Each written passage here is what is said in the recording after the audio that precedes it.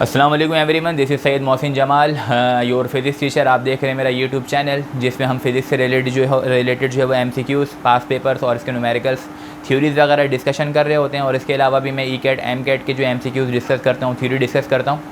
तो अगर आप मेरे चैनल पर नए हैं और फिज़िक्स से रिलेटेड कुछ सीखना चाहते हैं, समझना चाहते हैं, पास पेपर का सोल्यूशन अपने पास ऑन द स्पॉट आप चाहते हैं, तो आप सबसे पहले मेरे चैनल को सब्सक्राइब कर लें और ताकि आपको बर वक्त जो है मेरे नई वीडियोस के बारे में इंफॉर्मेशन आपको मिलती रहे। आज जिस न्यूमेरिकल को हम पढ़ने के लिए जा रहे हैं वो क्वेश्चन नंबर 1987 में सवाल आया हुआ है। इस चैप्टर के तकरीबन 30 इयर्स के न्यूमेरिकल्स ऑलरेडी मैंने अपलोड कर दिए और मैंने बाकायदा प्लेलिस्ट बनाई हुई है। हमारे प्लेलिस्ट में जाइएगा, उसमें देखिएगा चैप्टर नंबर 3 दो आपको मिलेंगे प्लेलिस्ट। एक मिलेगा चैप्टर नंबर 3 ऑफ थ्योरी से रिलेट करता हुआ होगा, और दूसरा जो है वो चैप्टर नंबर 3 जो है वो बुक के न्यूमेरिकल्स और पास पेपर के न्यूमेरिकल्स उसमें अपलोड हुए हैं। तो जिन बच्चों को भी न्यूमेरिकल्स में प्रॉब्लम है वो प्लेलिस्ट में जाकर के इसको चेक कर सकते हैं और अपने प्रॉब्लम को सॉल्व कर सकते हैं। क्वेश्चन नंबर 1987 में जो हमारे पास क्वेश्चन आया हुआ है उस क्वेश्चन में क्या पूछा जा रहा है ज़रा हम देखते हैं। क्वेश्चन नंबर 1987 का क्वेश्चन है क्वेश्चन नंबर 29। सवाल चूँकि मैं आप लोगों के सामने रख देता हूँ, चूँकि न्यूमेरिकल को सॉल्व करने के लिए सवाल को देखना बहुत ज़्यादा ज़रूरी है, इसीलिए मैं सवाल सामने रख करके बातें करता हूँ। Question number 29. Two bodies of masses 25 kg and 5 kg are attached to the ends of a string which passes over a pulley, frictionless pulley, so that the two bodies hang vertically. Find the tension in the string. आप tension मालूम करें string के अंदर, और इसके अलावा क्या चीज़ें कह रहे हैं, and the time taken by the bodies to move through a distance of 13.06 metre, और वो टाइम मालूम करें जिसकी जब वो 13.6 मीटर का फासला ट्रैवल करेगा।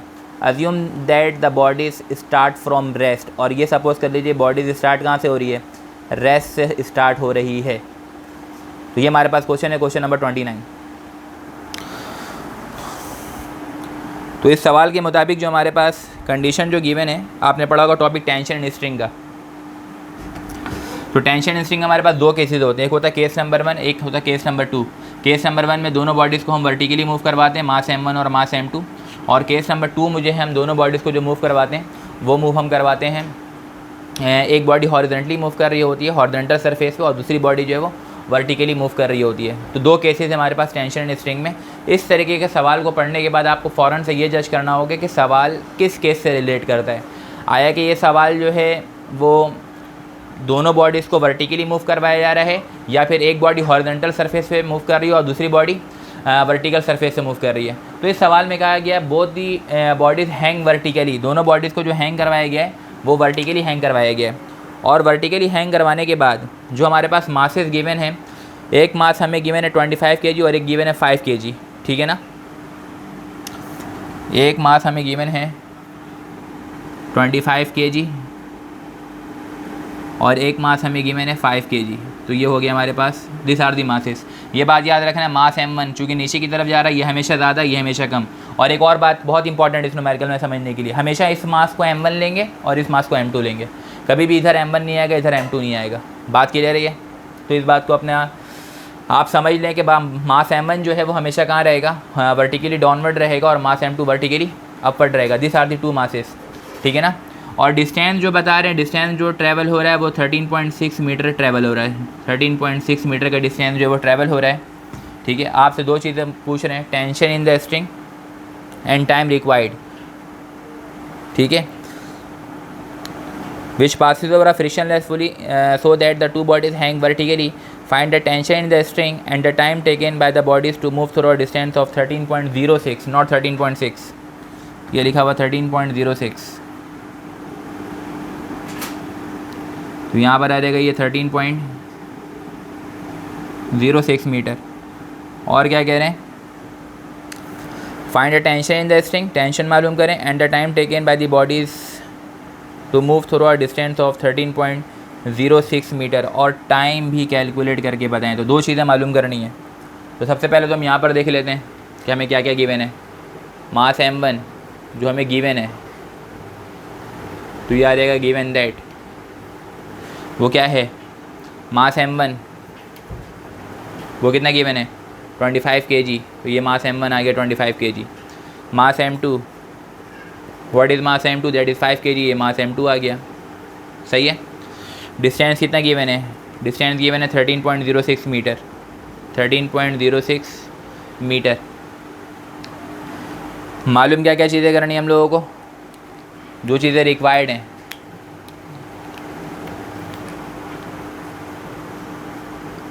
जो चाहिए मालूम करना है, एक तो टेंशन मालूम करके बताएं, और दूसरा time travel when it travel the distance of 13.06 metre, ये भी आप कैलकुलेट करके बताएं। दो चीज़ें मालूम करनी है, सही हो गया। अच्छा, यहाँ पे एक चीज़ और मेंशन कर देंगे कि इस तरीके के केस में हमारे पास ग्रेविटी भी हमारे पास होगा, जो होगा 9.8 मीटर पर सेकंड स्क्वायर का। तो गौर से क्वेश्चन नंबर जो आया हुआ ये सवाल, ये 1987 में ये क्वेश्चन आया हुआ, पास पेपर के सारे न्यूमेरिकल सॉल्व करवा रहा हूँ, इसलिए सॉल्व करवा रहा हूँ ताकि आपका न्यूमेरिकल पोर्शन बिल्कुल स्ट्रॉन्ग रहे। न्यूमेरिकल सेक्शन बी में आपके पास कराची बोर्ड में हर साल आते हैं, और अगर आप कराची बोर्ड की जो बुक है, सिंटैक्स की जो बुक है, उसमें टोटल नंबर ऑफ़ चैप्टर जो है वो 10 हैं, 1 से स्टार्ट होकर 10 पे ख़त्म हो रहा है। हर चैप्टर में तकरीबन न्यूमेरिकल हैं, सिवाय चैप्टर नंबर 1 को हटा करके सारे चैप्टर के न्यूमेरिकल्स आते हैं। तो हर चैप्टर से एक या दो न्यूमेरिकल इंपॉर्टेंट बन जाता है। तो हम यहाँ पे क्वेश्चन नंबर 1987 को सॉल्व कर रहे हैं। दो चीज़ें मालूम करनी है, tension in the string and the time travel by the bodies when it covers a distance of 13.06 metre. जब ये 13.06 मीटर का फासला ट्रैवल करेगा तो आप बताइए टाइम कितना लगेगा। तो इस वाले केस के लिए अगर हम सॉल्यूशन में आ जाएं,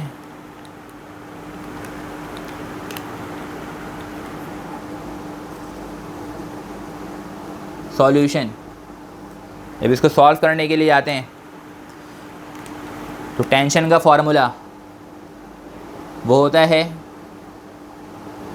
2m1 m2g divided by m1 plus m2. This is the formula of the tension when the two bodies attached with the end of a string and passes through the frictionless pulley as such that both the bodies move vertically. Then we have the formula of the tension, T is equal to 2m1 m2g divided by m1 plus m2, which is the required formula to obtain the tension in the string. अब सारी values हम यहाँ पे put कर सकते हैं। Tension calculate करने के लिए 2 मास m1 25 kg है, मास m2 हमारे पास 5 kg है, ग्रेविटी हमारे पास 9.8 है, फिर उसके बाद नीचे m1 प्लस m2 यानी कि 25 और ये प्लस 5 हो जाएगा।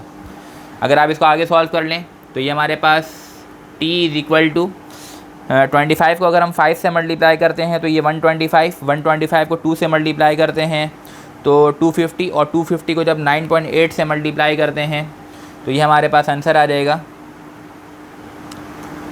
250 multiply by 9.8, 250 multiply by 9.8 that is equal to 2450। तो हमारे पास ऊपर जो वैल्यू आ रही है वो कितनी आ रही है 2450, और नीचे हमारे पास कितना हो जाएगा 30। तो अगर हम इसको डिवाइड करवा दें 2450 divide by 30 is equal two divided by 30 81.666। तो यार हमारे पास 81.666 टेंशन इज द फोर्स की यूनिट क्या होती है न्यूटन। तो ये हमारे पास टेंशन आ गया, ठीक है ना। इस केस में हमारे पास जो टेंशन आ रहा है वो कितना आ रहा है 81.666। ये हमारे पास टेंशन की वैल्यू आ गई 81.666 न्यूटन। तो ये हमारे पास जब मास m1 था, मास m2 था, इस केस में जो फार्मूला अप्लाई होता है, अगर वो फार्मूला आपको याद है, जिसका फार्मूला होता है 2m1 m2g divide by m1 plus m2, mass m1 की जगह 25, मास m2 की जगह 5, g की जगह 9.8। 25 को 5 से मल्टीप्लाई करेंगे तो ये हमारे पास 125 हो जाएगा। 125 मल्टीप्लाई बाई 250 हो गया। 250 को जब हमने 9.8 से मल्टीप्लाई करवाया तो हमारे पास क्या आ रहा है 2450। 25 प्लस 5 30 से डिवाइड करवा देंगे, हमारे पास आ जाएगा टेंशन दैट इज़ 81.666 न्यूटन। अब दूसरी चीज़ क्या मालूम करनी है टाइम।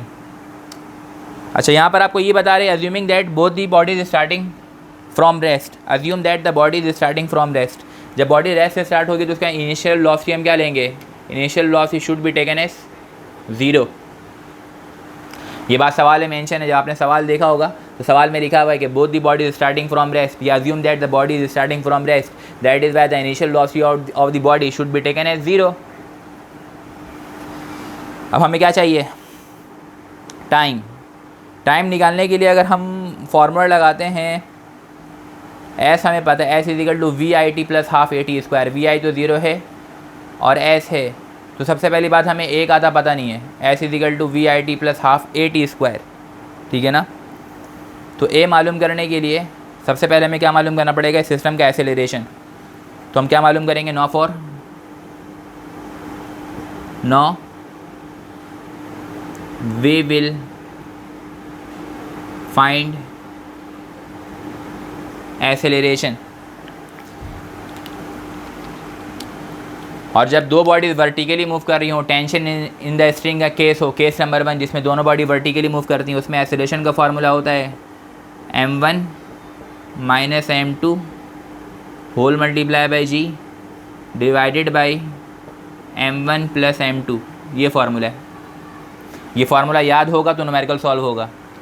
फार्मूले पे ग्रिप हासिल करने के लिए थ्योरी पे ग्रिप होना चाहिए। अगर थ्योरी स्ट्रॉन्ग नहीं है तो इस सारे की थ्योरीज मैंने बता दिया है कि मैंने प्लेलिस्ट बना करके थ्योरी के नाम से chapter number 3 first year physics, chapter number 3 first year physics theory का जो चैप्टर है वो मैंने पूरे प्लेलिस्ट में अपलोड किया हुआ है। अगर किसी को थ्योरी में कोई प्रॉब्लम है तो वहाँ पर जाकर उसको रिवाइज कर सकता है, देख सकता है।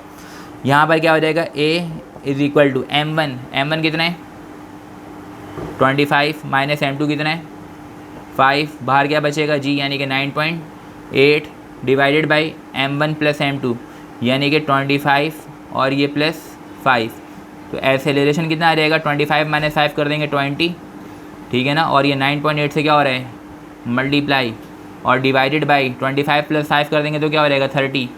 तो एक्सेलरेशन हो जाएगा हमारे पास 9.8 को जब हम 2 से मल्टीप्लाई करवाएंगे तो ये हो जाएगा 19.6 यानी कि 196 इसका आंसर आएगा।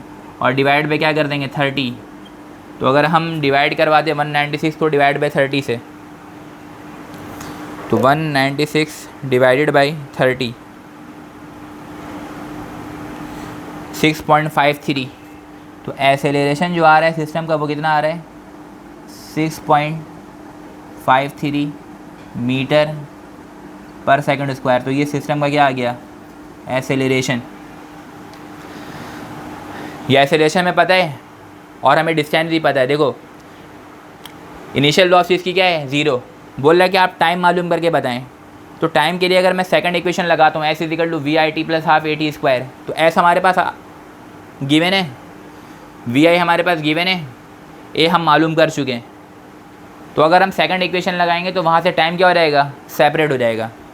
अब हम क्या कर सकते हैं, no we can find the time. तो मैं यहाँ पे क्या लिख रहा हूँ, नो फॉर टाइम टी। अब ये टी मालूम करने के लिए क्या यूज़ कर ले रहे हैं, by using second equation of motion, जो ये क्या बोलता है एस इसके बराबर होता है V I T plus half A T square. अब यहाँ पे देखो एस की वैल्यू क्या हमारे पास 13.06 मीटर, तो एस की जगह क्या रहेगा 13.06, वी आई की जगह 0, टाइम टी वैसे ही छोड़ देंगे और ये प्लस का हाफ। ए हमारे पास कितना है 6.53, तो ए की जगह आ गया 6.53 और ये टी स्क्वायर वैसे ही का वैसे ही रहेगा। बात क्लियर रही है। ये हो जाएगा 13.06, ये 0 टी से मल्टीप्लाई हो गया, हो जाएगा 0। 6.53 को 2 से डिवाइड करवा देता हूँ। 6.53 जब 2 से डिवाइड होगा, 6.53 डिवाइडेड बाई 2 3.265, तो यार है 3.265 और ये टी स्क्वायर वैसे के वैसे ही है। हमारे पास यहाँ पे क्या बच रहा है 13.06 वैसे ही लिख दिया। ये 3.265 टी स्क्वायर, ये 0 ख़त्म हो गया, साइड को मैंने चेंज कर दिया, तो यहाँ पे टी स्क्वायर आ जाएगा। 3.265 इधर मल्टीप्लाई हो रहा है, इससे आगे क्या हो जाएगा डिवाइड हो जाएगा, तो यहाँ पे ये आ जाएगा हमारे पास 3.265। तो ये टी स्क्वायर की वैल्यू आएगी हमारे पास, जो हम इसको डिवाइड करवाएंगे, टी नहीं आएगा। ये हो रहेगा हमारे पास 13.06 डिवाइडेड बाई 3.265 3.265 तो इसकी वैल्यू आ रही है 4। तो टी स्क्वायर की जो वैल्यू आ रही है वो कितनी आ रही है 4। अब क्या कर लेंगे, taking root to both side, taking root to both side. जब ये कर लेंगे तो ये हो जाएगा टी स्क्वायर, इधर भी रूट लगा दिया, 4 के साथ भी रूट लगा दिया, स्क्वायर से रूट कैंसिल, और 4 का अगर हम रूट ले लेंगे तो हमारे पास कितना आ जाएगा 2 सेकेंड। तो जो टाइम हमारे पास आ रहा है वो time which is the required time in order to produce the distance of 13.06 metre, the time should be equal to 2 second. तो इस सवाल में आपके लिए इंपॉर्टेंट क्या है, टेंशन स्ट्रिंग की आपकी थ्योरी स्ट्रांग होनी चाहिए इस सवाल को स्ट्रांग करने के लिए, और उसके जो हमारे पास कंडीशन, उसके बाद जो केसेस हैं, उस केसेस में हमारे पास 2 केस है। एक तो दोनों वर्टिकल केस है, यानी कि जिसमें दोनों बॉडीज वर्टिकली मूव कर रही होती है, और सेकंड केस में बताया गया कि एक बॉडी वर्टिकली मूव करती है और एक बॉडी हॉरिजॉन्टली। तो वर्टिकल में एक्सेलरेशन का फॉर्मूला होता है 2m1 m2g divide by m1 minus m2 whole multiply by g divide by m1 plus m2, और टेंशन का फॉर्मूला होता है 2m1 m2g divide by m1 plus m2, ठीक है ना। और इसी तरीके से केस नंबर 2 में अगर हम जाएँ तो केस नंबर 2 में एक्सेलरेशन का फॉर्मूला है m1g divide by m1 plus m2, और टेंशन का फॉर्मूला होता है m1 m2g divide by m1 plus m2। तो ये फार्मूला जिस तरीके से मैं आपको बता रहा हूँ इसी तरीके से आपको भी याद होना चाहिए, ताकि जैसे ही इस तरीके के न्यूमेरिकल आएँ आप फ़ौरन से अपना दिमाग लड़ाएँ कि कौन सा केस गिवन है और फार्मूला कौन सा लगेगा। तो ये न्यूमेरिकल आपका इस तरीके से सॉल्व हो जाएगा। तो इस तरीके से हमने आज इस चैप्टर में जिन बातों को समझा है, इस वाले न्यूमेरिकल में हमने जिन बातों को समझा है, इसको आप तरतीब से प्रैक्टिस करें, ताकि आपकी जो है ना जितनी ज़्यादा प्रैक्टिस होगी आपके उतने ज़्यादा जो है ना एग्जामिनेशन हॉल में आपके पेन के रुकने के चांसेस, आपके जो है ना दिमाग के चलने के चांसेस जो है वो ज़्यादा से ज़्यादा हो जाएंगे। प्रैक्टिस जितनी ज़्यादा होगी मार्क्स उतने ज़्यादा आएंगे, चूँकि ये न्यूमेरिकल है। अब यहाँ पे जो वैल्यूज़ गिवन है इसको रट्टा मारने की ज़रूरत नहीं है। यहाँ पे जो वैल्यूज़ गिवन है सेम कॉन्सेप्ट अप्लाई हो रहा होगा, लेकिन वैल्यूज़ को चेंज कर देंगे। जब वैल्यूज़ चेंज होगी तो जाहिर सी बात है हम रट्टाफिकेशन की तरफ नहीं जा सकते, हमें न्यूमेरिकल को समझ के सॉल्व करना पड़ेगा। तो ये एक मेहनत कर रहा हूँ मैं आप लोगों के साथ, ताकि आप लोगों के जो है ना वो फिजिक्स के अंदर ओवरऑल मार्क्स जो है वो अच्छे आएँ। तो एक न्यूटन का लॉ है कि for an every action there is an equal and opposite reaction, हर अमल का रद्द अमल होता है मुखालिफ सिमतों में। तो मैं आपके साथ मेहनत कर रहा हूँ, तो आप भी मेरे साथ जो है वो लगे रहें, मेहनत करते रहें, ये पैगाम दूसरे तक पहुँचाएँ, लाइक करें, शेयर करें, सब्सक्राइब करें। और अगर आप मेरे चैनल पर नए हैं तो लाजमी इस चैनल को जो है वो सब्सक्राइब करें, ताकि आपके पास ऑन द स्पॉट नई वीडियो की रिपोर्ट जो है वो पहुँचती रहेगी। आज के लिए यही वीडियो है, उम्मीद है बात समझ में आई होगी। इंशाल्लाह ताला नेक्स्ट वीडियो में मिलेंगे। टिल देन अल्लाह हाफिज़।